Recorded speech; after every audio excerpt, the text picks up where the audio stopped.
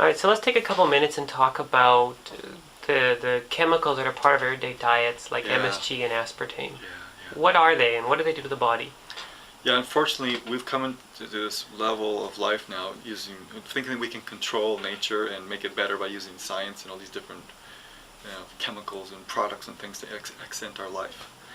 Well, MSG, for instance, a monosodium glutamate is a byproduct of soybeans.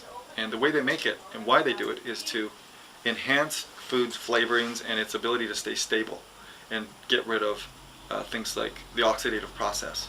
Well, that may be good on one side. It make food look good and maybe taste fresh. However, it's really hard on our systems and it becomes addicting to us.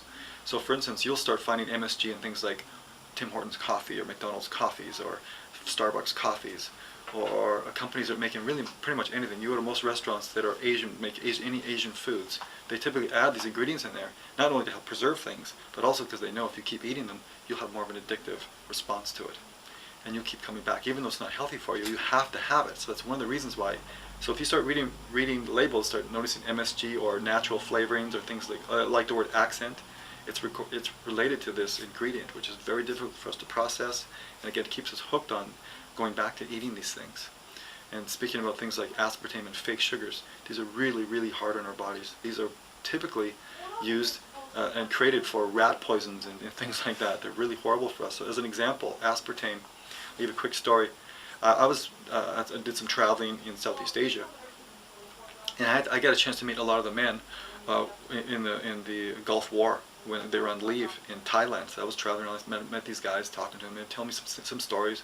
And of course, after a couple of drinks, they tell you some stories that they usually don't tell a lot of people. Well, this one guy said that he members. These guys would, these big planes would come, these Herc planes would come in, these pallets and pallets of Coke, Diet Coke and stuff like that, and they drop it off on the beach.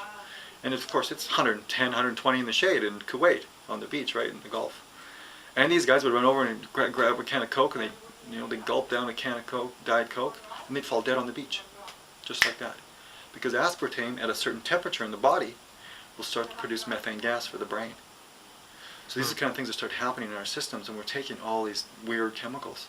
And of course the buildup and buildup and buildup of it just starts shutting down our organs, starts shutting down our functions if we can't release it. So that's why we have to do things like cleanse and detox, like clean all this dirt out, just like your car and your house. If you don't take the garbage out of your house for 30 years, what would your house look like? If you don't change the oil and put some gas in your car once in a while, you can't expect to keep running it.